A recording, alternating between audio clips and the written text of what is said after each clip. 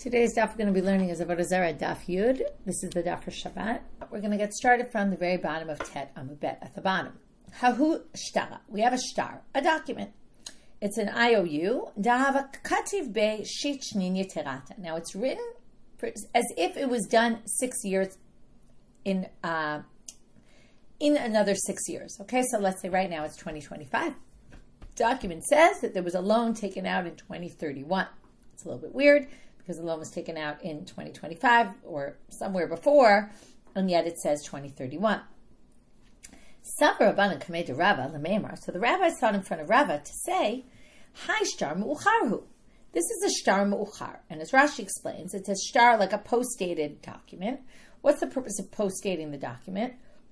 Well, milva asai, it's a little different than a post-dated check nowadays because the loan happened already. But milva asai motova, so the malva asai motova, the lender did a favor for the borrower. He basically said, I'm not going to collect land from property that you sell for the 6 years from 2025 to 2031. So from 2031, I can already start. If you sell land and you don't pay me back, I can go seize the property from people you bought from. But I won't take it from 2025. Normally, the date on the shtar is the date that you can collect land from. So the rabbis assume that because this was written 6 years and, with a date 6 years ahead of time, or a date 6 years right further down the road, that it must be that the creditor was being nice to the borrower and writing it for a later date so that he wouldn't seize the property of the borrower until, only from land that the borrower sells after 2031. Velotar, so then they said, so therefore they said, let's leave it until that date, and we won't seize property for this creditor until that date. Again, not just when we seize the property, but it'll only be land that's sold starting from 2031. Amar Rav Nachman. Rav Nachman said, wait a minute. Now, here, my example wasn't the best example, because if you can't make a mistake between 2025 and 2031. But the way they counted their years was from the year that the king started ruling, or in this case, it's going to be the Greeks, from when the Greeks started ruling Babylonia. And it would be like X years from that time. So let's say it said 100 years from that time, or whatever it was. It's actually a little bit longer. Anyway, it's a few hundred years. The general dating system that they used, the Koran has a very good footnote about it. It started from 312 BCE, which according to the Jewish count from the creation of the world, 3,448. That's when the Greeks took over Babylonia, and that's when most people wrote their documents for. So according to that count, they were 6 years, again, off in a sense of, it was written for 6 years ahead of where they were at that point. So Rav Nachman says, Hi Safra Dafka Nakatve. Now that Sofer knew what he was doing. He specifically wrote that date, meaning it wasn't like it was he wrote the exact date of that time. It wasn't like this arrangement that you thought of the creditor being nice to the borrower. Okay,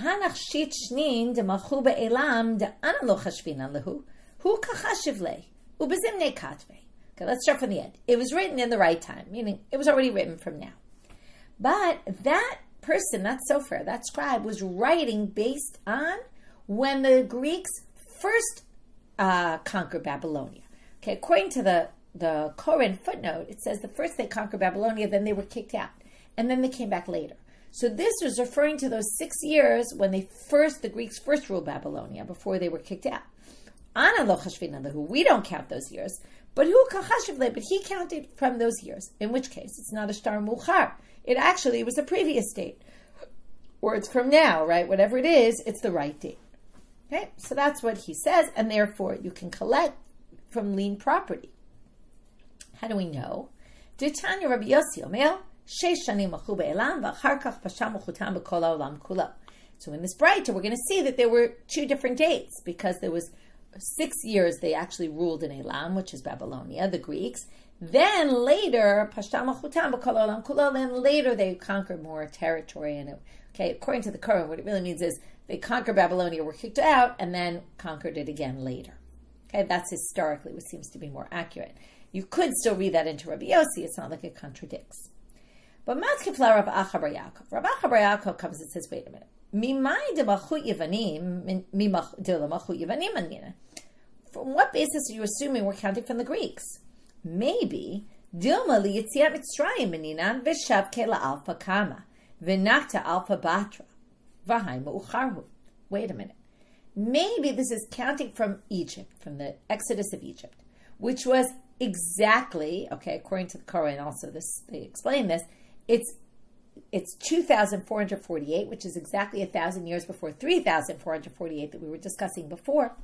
And then they're going to say, what they did is they got rid of the digit of the 1,000. And then it's X years from when the Babylonians began ruling. This is the later Babylonians, right? Not the first time. And because it's actually counting not from when the Greeks ruled, but from the Exodus of Egypt, it's really 1,000. So let's say it was, I don't know, that was 312. And let's say this is, I don't know, let's say it's 312 CE, okay? So 624 years, okay, since then. And instead of writing, right, they wrote 324, they really meant 1,324, because it's really 1,324 years after the Exodus from Egypt. And then it would be a shtar meuchar. In other words, what they're suggesting is, fine, maybe it's not the Babylonian, and maybe it's not the early Babylonian either. Maybe it's from Egypt they're counting. Okay, you see, right, it's confusing because different people use different counts for documents. Right, not like, nowadays, if we write 2030 or 2025, everybody would know what year we're talking about. So now, he says, maybe that's it. Amar Rav Nachman, Bagola emeninan elal machayevanim bilvad. Okay, so Rav Acha bar Yaakov had suggested maybe it's the Exodus. Came Rav Nachman and said, what are you talking about? We always count from the Greeks. That's just what we do. Now, Husavar, when Rav Acha heard this, he said, he's just saying that, right? He's saying this line in the galut, in the exile. This is what we do. But maybe he's just pushing me off. Like, it's not like he's bringing a proof for it or anything. Maybe he's just making it up. So Rav Acha goes ahead. Okay, instead of going to say, "Oh, you made that up," but instead, nafak dak, he goes out and he goes to try to look into the situation. And Eshkach, and he in fact finds a Braita that says exactly what Rav Nachman said, and then he realizes that Rav Nachman wasn't just, playing devil's advocate and trying to, knock out his opinion, but really it was legitimate. Ditanya, as it says in a Braita, Bagola emonim elal machayevanim bilvad. That it says exactly what Rav Nachman said, which is in the Gola, right? If you find a Braita to support, it's much stronger. In the exile, they count based on the Greeks. Amar Ravina. Ravina comes and says, Matniti nami daikan. This will take us a little while to prove. But he's now going to prove from a Mishnah that we count by the Greeks as well, and we don't count by the Exodus. Ditnan. Be'echad b'Nisan Rosh Hashanah l'melachim v'liregalim. You might remember in Masechet Rosh Hashanah, we start off with what are the different Rosh Hashanah, right? There's different Rosh Hashanah, there's different dates that count as the first of the year for various things. So the first of Nisan is Rosh Hashanah for kings and for holidays. Now they say, what does it mean for kings? What's the relevance of when the king begins ruling and why that matters if we count it from Nisan or from Tishrei? So Amar Rav Chisda l'shtarot. Rav Chisda says this means for documents. So when we write the year of the king, right, we count the year starting in Nisan. Utnan. There's another Mishnah that says, or the Mishnah also says, Be'echad b'Tishrei Rosh Hashanah l'shanim u'l'shmitim. But the first of Tishrei is the Rosh Hashanah for years and for Shemitahs. Now, Amrina l'shanim l'may hilchata. What is the relevance of years? Years for what? Right? Everything is for years. Years of what? For Amar Rav Chisda, the same Rav Chisda says, l'shtarot, for documents. Now, this is super confusing. We had the one for kings, which is the first of Nisan, and now the one for years, which is also, both of them are for documents. And one is from Tishrei, one is from Nisan. How do we reconcile that? And they're both Rav Chisda saying this. Kasher shtarot hadade, so these two things seem to contradict. Umeshaninan, and they taught, kan l'machei Yisrael, v'kan l'machei avdei kochavim. Okay, one is for Jewish kings, one is for Gentile kings. So if you're counting through the Jewish kings, you're going to count from, we're going to see right now, l'machei avdei kochavim mi Tishrei. The Gentiles from Tishrei, which makes sense because that's the creation of the world, which is universal. And Maninan, we count. And l'machei Yisrael mi Nisan Maninan. And for Jewish kings, we count from Nisan because that's when we became a nation. HaChodesh HaZelachem, right? This month will be the first month for you. That's when we got out of Egypt and became a nation. Now, what does this have to do with anything? This Ravina was bringing as a Mishnah, these Mishnah, right, as a proof, these lines in the Mishnah, it's the same Mishnah, as a proof that it's clearly not from the Exodus of Egypt. So now he continues, and he says, that's the way we count now. Ve'anan hashtami Tishrei manina. Now he says the way we count nowadays is from Tishrei. Now, if you were counting for the Exodus of Egypt, we'd obviously start counting from Nisan. Because remember, we count from Tishrei because Tishrei is the Gentile kings, and that's how we can prove that we must be counting from the Gentile kings. And what other Gentile king they assume other than the Greeks, right? It must be the Greeks we're counting from. Okay, and therefore we figured out the sugya. There was a shtar that was for 6 years from now. In the end, they said, oh, it must be a different count from when the Greeks first invaded Babylonia, and therefore it's not a shtar muchar. And why is it not maybe from the Exodus? No, it's not that either. And then we further proved all that. Now we're moving back to the Mishnah. The Mishnah had said Yom Ginusya Shel Malcheihem. It was listing all the holidays, which were mainly Roman holidays, that you can't do business with Gentiles because they might go thank their gods, and then, right, that's going to be a type of idol worship. My Yom Ginusya Shel Malcheihem. So how do we understand this? What is this exactly? Amar Rav Yehuda, Yom Shemamidim B'Ovdei Kochavim at Malkam. It's the coronation of the king. V'hatanya of the Gentile kings. V'hatanya Yom Ginusya V'Yom Shemamidim at Malkam. Wait a minute, it can't be that. Because there's a braita that says on the day of the Ginusya and on the day they coronate the king, which means these are obviously two different things, otherwise they wouldn't be listed separately. Can't be that. So, Lokashia hadide hadibere. They say, oh, that's not difficult. What we mean is there's the day you coronate the king, and there's a day that the king does a coronation for his son. It either could be the king chooses the son, right, like kind of says, when I die, you'll be the king, and does a ceremony, or maybe even when a king is still alive and his son is already going to become king, maybe the king isn't well anymore, there's a different kind of ceremony. So there are two different types of coronation ceremonies. To which the Gemara says, wait a minute, we're talking about Roman holidays. Now, mukma malka b'malka. Is there dynastic rulership in the Roman Empire? No, in fact, there wasn't. Okay, and in fact, we're going to see there wasn't from a source besides reality, but also a Tanaitic source. V'hatanei Rav Yosef. We're quoting now a pasuk from Ovadia, which was a prophecy to the Edom. Edom was Rome. Hine katane taticha b'goyim. You will be small among the nations.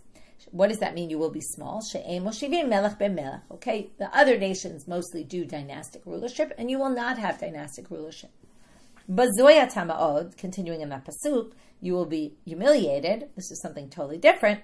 She'en lem lo k'tav v'lo lashon. They don't have their own alphabet, and they don't have their own language, right? They generally spoke Latin, okay, but which wasn't their own language. Right? There's a whole debate because some of the commentators say lots of other nations don't have that either, and they try to distinguish what exactly do we mean, no k'tav, no lashon. Different interpretations, but we'll put that aside right now. Ela ma Yom Ginusya. So what is Yom Ginusya? Then it can't be the day of the coronation of the son of the king. It must be Yom Haleidan. It must be the birthday of the king. But the Gemara brings another braita. What do I mean? The braita says, V'atanya, Yom Ginusya v'Yom Haleidah. It lists Yom Ginusya as one. It lists the birthday as another. Obviously, then they're not the same. They're not, right? Can't be the same thing. So the answer, fine, it's not that. Lokashia, but okay, we have a different answer. Don't think that's difficult. Hadide hadibere. One is the king's own birthday, and one is this king's son's birthday. And then we have a resolution. But the Gemara again pulls out another braita. Every time they put out a braita with another list, different braita, I guess, of these holidays. V'hatanya Yom Ginusya Shelo, v'Yom Ginusya Shel Beno, v'Yom Haleidah Shelo, v'Yom Haleidah Shel Beno. Okay, this basically makes it like we have really no possibilities. There's the day of the Ginusya of the king, the day of the Ginusya of his son, the day of the birth of the king, right? The birthday of the king and the birthday of his son. So now we have 4 days. There are obviously 4 different things. We have no idea what Yom Ginusya is. Can't be any of the options we said. So they say, Ela ma Yom Ginusya. So now we're going to go back to the beginning. What is Yom Ginusya? Yom Shemamidim Malkam. It is the coronation. V'lo kasha hadidei hadibere. And we go back to, right? And don't worry, it's one is his, one is his son's. Okay, again, there's the Yom Ginusya and the Yom Shemamidim Malkam. Did I just skip something? Right. Right. So now we say, right, how do we resolve? We go back to the original one. But we had Yom Ginusia and Yom Shemamidim HaMelech. So one is him, one is his son. Now, we also had a problem with that. Now,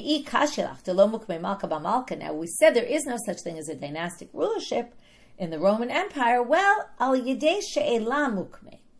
The king was able to go to the Senate and ask the Senate for permission to be able to coronate his son. And sometimes they allowed it. So yes, there could be a coronation also of the son. Okay? Now, Kigon, and this is going to get us off on a big long tangent, like Asvirus bar Antoninus, just like Asvirus, the son of Antoninus. Okay? And now we're going to have the story. De Malach, okay? Antoninus was the Roman Caesar, and his son Asvirus also became a Roman Caesar because Antoninus asked for permission. Amalei, here's our story. Here's how we find out that this happened. Amalei Antoninus le Rebbe. So now we're going to start a slew of stories of Antoninus and Rebbe. Now, who is Antoninus? There's an excellent footnote in the Koran. I'm going to read it. Some claim that this Antoninus is Marcus Aurelius Antoninus, the emperor nicknamed Caracalla, who ruled from 211 to 217, which will place him in the end of the time period of Rabbi Yehuda Nasi, because we're going to see all these stories with them. He ruled when Rabbi Yehuda Nasi was already close to his death. Rabbi Yehuda Nasi dies in 220. So basically from 211 to 217 is emperor, toward the end of Rabbi Yehuda Nasi's life. He was known for close relations to the Jews, stories of such an affinity dating back to his childhood. In the year 12, he granted Roman citizenship to all residents of the Roman Empire, which was obviously good for the Jews. Okay, some people say it's the Emperor Septimus Severus, who was Caracalla's father, who ruled from 193 to 211, which would put him a little bit earlier, and also was known to have friendly relations with the Jews, and also was known to have appointed his son emperor, which I guess would strengthen this position. But others say it's the original Marcus Aurelius Antoninus, who ruled from 161 to 180. So we have a bunch of different, right? They all lived in the time of Rabbi Yehuda Nasi, but there's different opinions about who exactly this was. So now starts our story of him getting his son to be emperor. Amalei Antoninus le Rebbe. So he goes to Rebbe for advice. And we're going to see a lot of times that Antoninus asks Rebbe for advice. Be'ina diyimloch Asvirus bini tachoti. I really want my son Asvirus to be king in place of me, when I die. Vitit abit Tveria kalanya. And I also want to make Tveria into a colony, which would mean that they won't be taxed. But if I ask the Senate for one, avde, they will do it. Trey, but if I ask for two, lo avde, they're not going to do it. So, what does Rabbi Yehuda Nasi do? Instead of answering him, he alludes to the answer by doing the following thing. He takes a guy and puts him on someone else's shoulders. And he gives the top one a dove. And he says to the one underneath, go tell the one guy above you to let the dove go free. Amal, so now Antoninus saw this and he figured out what Rabbi Yehuda Nasi was thinking. I don't know if you figured it out, but he did. I understand that he was telling me, you go ask them if Asvirus could be a son in place of you. That's like the guy on his shoulders. Okay, put someone on your shoulders, make him the king. And then what did the guy on the bottom do? He told the upper guy what to do, right? He put the dove went into his hands and then he told him, let the dove go free. So you now tell Asvirus to Ta'avit Tveria Kalanya. He should make Tveria into a colony. And then you can get both of them done. Very smart. Amarle, another time. Antoninus says to Rebbe, they're bothering me, the important people, the prominent people. It probably means they're rebelling against me. What do I do? Okay, he brings him into his garden every day. And akale pugla mi mishra kame, or he brings him into his garden in kol yoma. Okay, whether he does it, either which way, this happens daily. Every day he pulls out one radish. Amar shmamina hachi kamarle. So Antoninus says, I understand what he's telling me. Ad ketol chal kaminayu. Kill them one by one. You won't be able to fight against all of them at once. You'll have a big rebellion on your hands. But if you slowly kill them off one by one, that's the way to tackle the problem. Okay, moving now to Amud Bet. Okay, but before we get to a question, I just want to mention, we're going to get back to radishes with Antoninus and Rebbe. It's actually mentioned in a famous Rashi on the Torah. If you know it, great. I'll already tell you that we're going to get to it tomorrow. If you don't know it, we will learn it tomorrow. And with that, I'll keep you curious. The lema lememer behedya. So now they say, I don't understand. Why didn't he just say it explicitly what his advice was? Why did he do it in this weird way of of signing to him? Doing this kind of riddle. Amal shamu chashuve rome umitzarule. Rabbi Yehuda Nasi was protecting himself. He said, if the Romans hear I gave him this advice, they'll make problems for me. Why didn't he just whisper it? Because the birds carry everything. In other words, even if you whisper it, somebody will hear, it will get to the Romans, and they'll get Rebbe in trouble. We're going to see that there were a lot of these things Antoninus and Rebbe did secretly. They had this very close relationship, but they wanted to keep it very secret. And particularly Rebbe, when he was giving advice against the Romans, wanted nobody to know that he was the one giving the advice to protect himself. Hahu Barta, Dishma Gira. So now, Antoninus had a daughter named Gira, Ka'avde Isura. She slept with another man. The commentaries have a debate whether she was a single woman or a married woman. Either which way, she was single, right? She shouldn't have been sleeping with this man, or if she was married, for sure not. Shadar le Gargira. So now he sends a Gargira, which, do you remember what a Gargira is? I forgot, but it's a arugula or ruket. Okay, he sends a arugula or ruket, and then, but why Gargira? Because Gargira is it's a reference to her name. Gargira is like Gira, and Girgir or Gira is like she was tempted. Okay, or something along those lines. The commentaries each have kind of different interpretations of how this, but it was an allusion, right? Okay, so here the emperor didn't want to say it explicitly what had happened, because also he didn't want people to know, be a huge embarrassment. Shadole Kuzbarta. So he sends him coriander. Now Kuzbarta in Hebrew. Okay, we're going to go with interpretation number 1. Then I'm going to tell you later interpretation number 2, because I think it's really interesting. In other words, argument among the commentaries how to read this line. Kuzbarta is a short for kos, or a combo of kos balta. Kos means to cut off, and Barta is your daughter. Cut off your daughter, meaning she's got to die for this. Shadole karte. He sends it back karte, which is leeks. But the root of karte is to cut off, karet. Now, what the king sends back, I'm not going to have any children. I'm cutting myself off, right? In other words, she'll die, and then I won't have children through her. So shalach le chasa. So now he sends him back with lettuce. Why lettuce? Chas is to have pity on her. So basically, Rebbe is saying, fine, don't kill her.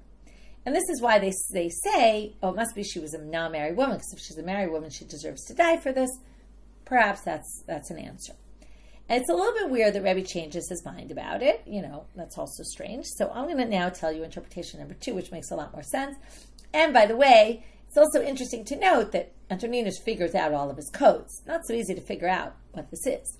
So a second interpretation is the Gargira is a reference to my daughter. I have an issue with my daughter. Kuzbarta doesn't mean cut off my daughter. It means kas, to cover, like lechasot. Cover it up. Don't let anyone hear.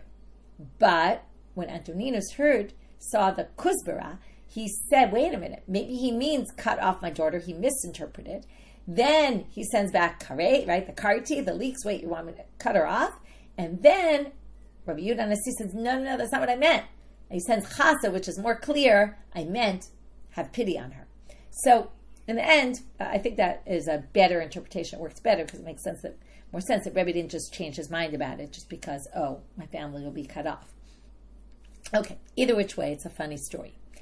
Kol yom havashadole dava pricha b'matarta. So every day, the king, Antoninus, would send, or Caesar, would send a bag full of gold chips in a bag.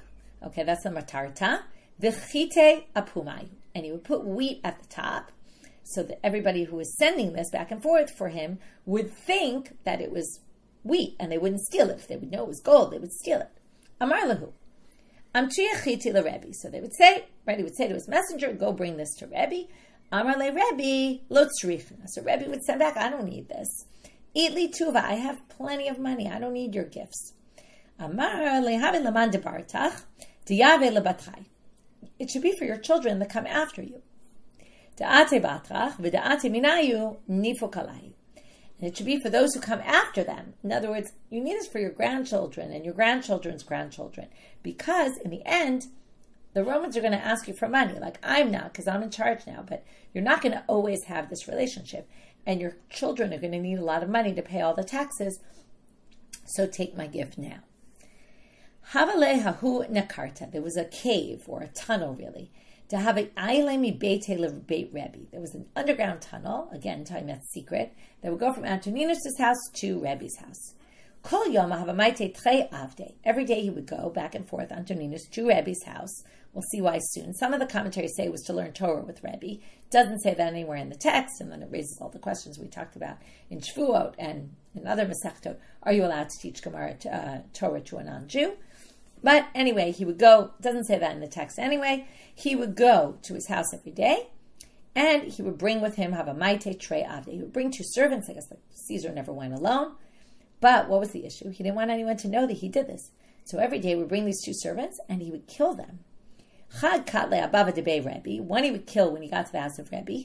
Chad katle abava debeite. And one he would kill when he got back to his house, so that nobody could tell anyone that he was going to Rebbe's house. Amar le be'idna de'atina lo nishkach gavar kamech. He also said, as a precautionary move, he said to Rebbe, when I come to your house, be'idana, when I come, at the time, de'atina, that I come, lo nishkach gavar kamech. Okay, make sure there's nobody in your house. Probably came at a set time every day, so make sure there's no one in your house. Yom echad, eshkachei Rabbi Chanina bar Chama. One day he gets there, Rabbi Chanina bar Chama is sitting there. Davayatif, he was sitting. Amar, lo amina lecha be'idana da'atina, lo nishkach gavar kamech. Didn't I tell you? When I come, please make sure there's nobody here. What's this guy doing here? Amar le leitim bar inash. It's not a person, he's an angel. Whether he meant he's literally an angel or he's like an angel, meaning he won't tell anyone. Don't worry, he's very trustworthy. Amar le emale lahu avda degane abava dekaim velete. So now he wants a test. Okay? Antoninus wants to test Rabbi Chanina. So he sends him and he says, go tell my servant who's sleeping at the doorway to get up and come here. Now remember, what did he do with the servant? He killed him. So Azar Rabbi Chanina bar Chama, Eshkachei davakatel, he goes to the guy who's supposedly sleeping and he sees he's dead. What's he supposed to do now? Amar hechiyavid, he said, what can I do? If I go and tell him the guy's dead, you're not supposed to be the bearer of bad news. If somebody sends you to go get someone, you don't want to be the one to say, especially not to the king, oh, sorry, your guy is dead.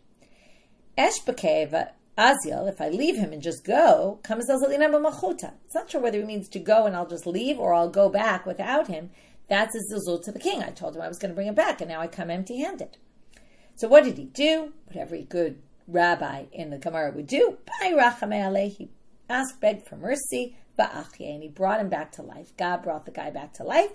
Vishadre, and he sent him to the emperor. Amar, so the emperor saw this and said, wow, Yadana zute di'ipachu m'chayemetim. I see that even the small among you, I don't know why he was calling him small, maybe it was short, I don't know, but he said even the small among you have the power to resuscitate the dead, which sounds like a good thing. However, he says, miu, but make sure next time there's nobody here when I get here. He was still upset about that. Kol yoma have a mishamish l'Rebbe. Now we see what he would do every day. He would serve Rebbe. And I think that this part of the story seems to be a bit of a support that this was one of the later Antoninuses who lived when Rebbe was already old, because that he needed serving, we're going to see. Ma'achile, mashkale, we feed him, drink him, give him drink. He have a bai Rebbe lemesak lepuri. When Rebbe wanted to get into bed, have a gachin kamei puri. He would bow down in front of the bed, like crouch down on all fours. Amale sak ilave leporai. Climb through me to get onto your bed. Like use me as a step stool. Amar le, Rabbi said to him, Amar lav orach aralizazule b'machuta kulehai. How can I possibly disgrace the king in this way? No way, no how. Amal mi yasimenu matzah tachtecha la'olam haba. Antoninus says to Rebbe, halavai, I will be the sheet underneath you or the bed underneath you when you go to Olam Haba. Like I want to be there. Okay, and I'm happy to serve you. Amar le. So now, Antoninus asks Rebbe, am I going to make it to the world to come? Amar lehi'in. He says, yes, I will. Antoninus says, V'aktiv lo yesari the Beit Esav. It says there won't be any remnant of Beit Esav, meaning no one in Esav is going to get a share in the world to come. So he answers, Ba'oseh ma'aseh Esav. That's only those who continue in the way of Esav, and you clearly are not. Tanya Namihachi, a brighter to support this reading of the pasuk, Lo yeh sarid lebeit Esav. There will be no remnant of the house of Esav. This is also, by the way, from Ovadia. Yachol hakol, you might have thought everyone. Talmud lomar lebeit Esav. Lebeit Esav, the house of Esav, means those who Ba'oseh ma'aseh Esav, those who go in Esav's ways, and therefore, right, this brighter proves what Rebbe answered.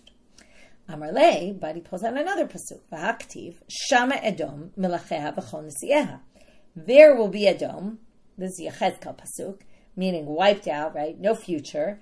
Her kings and her princes or leaders. So Amarle, he says back to him, milacheha v'lo kol. Now notice, there's something weird about the pasuk. It says kings and all of the princes. So now they want to darshan this like this. Why does one say all and the other one doesn't? Melacheha v'lo kol melacheha. It's kings, but not all their kings. Nisi and kol nisieha. What does that come to? So why does it say all their princes? Well, it also comes to exclude v'lo kol sareha. Not all their officers. So if there's gradations, there's kings, princes, and then officers. So the officers actually won't all be wiped out. We're going to get to what this is. Tanya Namihachi, here's a brighter to support this reading of the pasuk. Melacheh v'lo kol melacheh, kol nisiyah v'lo kol sareha. Same exact rasha. It's kings, but not all of its kings. All of its princes, but not all of its officers. So the brighter continues. So far, that just said the exact same thing. Melacheh v'lo kol melacheh, prala Antoninus ben Asvirus. This is this Antoninus, who's, notice his son's name was the same as his father's name. This is this Antoninus who got a portion of the world to come. Kol nisiyah v'lo kol sareha. Which of the officers? Who's it including? Prat leKatia bar Shalom. Now we're going to learn about Katia bar Shalom. Okay? Katia bar Shalom is an interesting name. Katia means cut off. Shalem is complete. So it's kind of cut off the son of complete. Very strange. And you're going to notice that the root kata comes up in this section many, many times. So here's his story. Katia bar Shalom. So we're stopping with Antoninus for a minute. We're breaking, and we're going to the story of Katia bar Shalom. There was a certain Roman emperor who hated the Jews. He said to the prominent kings, by the way, we're going to see this in the time of Rabbi Akiva. Many people put Katia bar Shalom around the year 80 or 90, so we're talking a lot before Rabbi Yehuda Nasi. 100 plus years. Misha alalo, or actually 100 plus years to when we assume this story took place, okay? Because we were talking probably at the end of Rabbi Yehuda Nasi's life. Not that it's important, it's just to put this in a context historically. So now, what happened with? There was this person who wanted to kill, the Roman officer wanted to kill the Jews. So, so the Roman emperor said, Amarlu l'chashive de malchut. He went to his important officers and said, Mi she'alalo nima beraglo yikte'ena v'yichyeh, or yinichena v'yitzte'er. Someone who has a mole or some sort of something on their foot that's bothering them, should he cut it off? And then he'll survive because this thing is bothering him a lot? Or will he leave it and be upset? By the way, the sa'ar of somebody bothering you, right, it came up before in the other direction of Antoninus saying the Romans are bothering you. Now the Romans are complaining the Jews are a sore on our side. Is it better to cut them off and then we'll be able to live nicely? Or is it better to just leave them and we'll suffer through it? Right, so you can imagine what the answer is, obviously. Amrlo yikte'ena v'yichyeh. Okay, so again, the kata, the root of this guy's name. But the Roman officer said, cut him off and then we'll survive. Amar lehu Katia bar Shalom. But comes in Katia bar Shalom and says, I have two reasons not to destroy the Jewish people. Chada de lo yachol lehu, the kulu. You're not going to get to all of them because there's Jews all around the world. Dichtiv ki ka'ar beruchot hashamayim parasti etchem. Because God said, I spread you in the four corners of the earth, right, in four different directions. So you're not going to be able to destroy them. Now, stop for a minute from the Braita. The Gemara goes off on a bit of a tangent here about this pasuk. Maika Amar. Now, what is this pasuk saying? Kir arba ruchot. Ilema dibidal tehon, that God scattered them bidal ruchot, which is what we would have thought in all four directions. Hai kir arba ruchot, but it doesn't make sense like the four winds or directions. It should be le arba ruchot mebai. It should be God scattered you in four directions, not like four directions. God scattered you like four directions. What does that mean? Ella, kashem she'ifshar le'olam b'lo ruchot, just like you can't have a world without winds or without directions. Kach yifshar le'olam b'lo Yisrael. Likewise, you can't have a world without the Jews, meaning the Jews will always survive. Ve'od, going back now to Katia bar Shalom, his second claim, karuleh malchuta Katia. They're going to call you, again, his name, Katia, they're going to call you, the Roman emperor, you have a kingdom that is cut off, because you're going to cut out all the Jews of your kingdom, you're going to destroy them. People are going to say, oh, look, this is not a strong kingdom. Look, its people died. Amar le meimar shapir ka'amart. So the emperor says, you know what? You have good arguments. Mihu, however, and a big but. Kol dezache malka shadu le kamunya chalila. But anyone who beats the king in an argument has to be killed. What do? They put him in a house full of either ashes or dirt, whether you say it's afar or afer, there's different interpretations of what this kamunya is. And they put you in this house full of that, alive, and then you just die in the house covered with ashes or dirt, because you can't breathe. Now, while they were taking him out, so basically, he's going to die. So while they're taking him out, Va'azlin, and he's going, Amra le hahimatronita, a Roman woman, matronly woman, comes along, Vaile le'ilfa da'azla below michsa. Woe is to the boat that went without paying the taxes. Okay, what does this mean? So, a boat that doesn't pay taxes, what happens? It's full of, usually they use boats to carry their merchandise, and you can't do anything with it because you didn't pay the taxes. They won't let it out of the dock.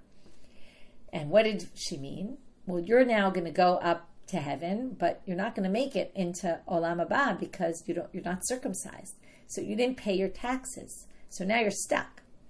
Nafal al reshe de orlate kata. So he falls on his face, or it's not really clear what this means. In fact, a different version says he takes out a knife and he basically cuts off circumcises himself right then and there in order to be circumcised.